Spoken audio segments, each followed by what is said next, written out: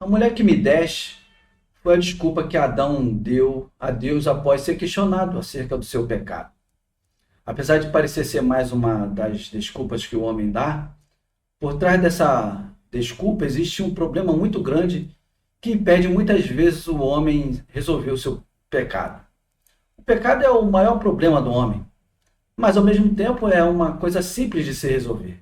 E por que digo que é simples? Porque a Bíblia tem inúmeras orientações para se vencer o pecado. Ou seja, ela transforma nas suas orientações uma ação simples. Só que nós não gostamos das coisas simples. Nós gostamos de complicar as coisas. E é por isso que eu faço há 26 anos esse movimento de mostrar que o Evangelho é simples. Aqui nesse canal eu falo sobre as coisas simples do Evangelho.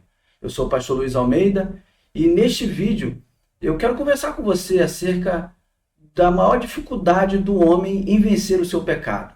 Um ponto importante, você vai entender que repetir as desculpas de Adão não vai te ajudar. Pelo contrário, vai te deixar escravo do pecado. Pastor, o que a Bíblia diz que devemos fazer quando pecamos?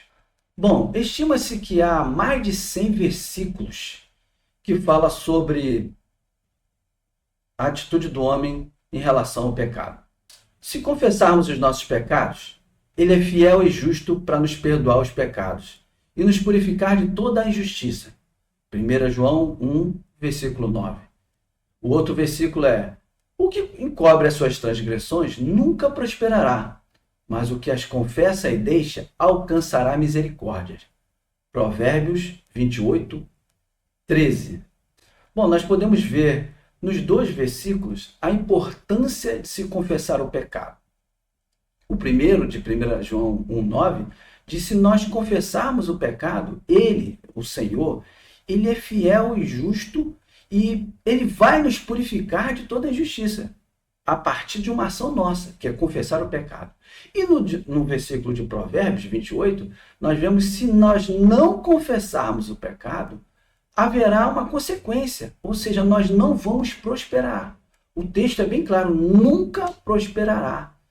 E não vamos alcançar misericórdia. Então, há uma ênfase nesses dois versos, como em outros mais, sobre a importância de confessar o pecado. Para confessar o pecado, é importante reconhecer que pecou. E aí, para mim, está o ponto mais importante para vencer, que Adão falhou. Por isso, eu chamo de síndrome de Adão. Ele não assumiu o seu pecado. Olha o que ele disse. Vamos ler Gênesis capítulo 3, versículo 12. Então disse Adão: a mulher que me destes por companheira, ela me deu da árvore e comi. Gênesis 3, 12. Repare que a culpa não era dele. A culpa era da mulher que deu o fruto. E a culpa era de Deus que deu a mulher. Ele era apenas uma vítima. Ele se tornou a vítima da situação. E ele deveria ser justificado. E você vai colocar a culpa em quem por ainda não ter curtido este vídeo? Haja diferente de Adão. Dá o teu like neste vídeo para que o YouTube entregue a mais pessoas que também precisam combater a síndrome de Adão. Diferentemente de Adão, o rei Davi, ele não entrou nesse buraco que impede do homem reconhecer o seu pecado e automaticamente receber o perdão de Deus. Em 2 Samuel, capítulo 12, nós vemos que Davi estava em pecado e Deus enviou o profeta Natã para confrontá-lo. Depois de mostrar uma história para poder levar Davi à reflexão, Natã mostrou que Davi estava em pecado. E qual foi a reação de Davi? Ele justificou-se dizendo: a Betseba estava lá, ela é muito bonita. Pô, aquela mulher estava lá, deitada lá, eu não tinha como não olhar, não tinha como eu não dar em cima dela. Davi fez isso? Ou então Davi fez assim: Senhor, por que o Senhor não me levou para o combate? Por que eu não fui para a guerra, fiquei aqui no palácio? Por que Davi não colocou a culpa em ninguém? Ele não fez isso. No versículo 13, ele diz bem claro: pequei contra o Senhor. E no próprio versículo 13, o profeta Natã diz: e Deus te perdoou, não morrerás. Ou seja, Davi, ele fez o que devia ter sido feito. Ele assumiu o seu pecado. Ele não transferiu a responsabilidade. Ele não culpou ninguém. Ele percebeu, ele chegou à conclusão que quem pecou foi ele. Outro que não deu margem para a síndrome de Adão foi o filho pródigo. O texto diz que ao perceber a sua situação, ele mudou de vida. Em Lucas capítulo 15, especificamente nos versículos 17 e 18, diz assim: E tornando em si, disse: Quantos empregados de meu pai têm abundância de pão, e eu aqui pereço de fome? Levantar-me-ei e irei ter com meu pai, e dir-lhe-ei: Pai, pequei contra o céu e perante ti. Note que o detalhe está no início do versículo 17. E tornando em si, algumas versões dizem assim, caindo em si. Ou seja, o filho pródigo, lá no meio daquele lamaçal dos porcos, ao ver os porcos comendo aquela comida e chegar até a desejar comer a comida, ele refletiu da situação dele. Ele percebeu que ele estava naquela situação. Não foi porque o pai o empurrou para fora de casa. Não foi porque os seus amigos gastaram seu dinheiro junto com ele e o abandonaram. Não foi por causa dos porcos. Foi porque ele estava naquela situação. Ele se colocou naquela situação. Ele caiu em si. Ele percebeu que ele estava errado. Então, a melhor forma de vencer a síndrome de Adão não é olhar para as pessoas, é olhar para si. É perceber que o erro é seu, o erro não é dos outros. Não tem como terceirizar a culpa.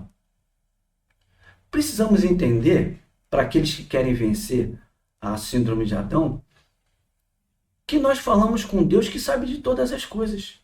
Nós não falamos com um Deus que está preso na parede, um Deus que é de pedra, é um Deus que é vivo, que é chamado de onisciente, ou seja, ele conhece todas as coisas.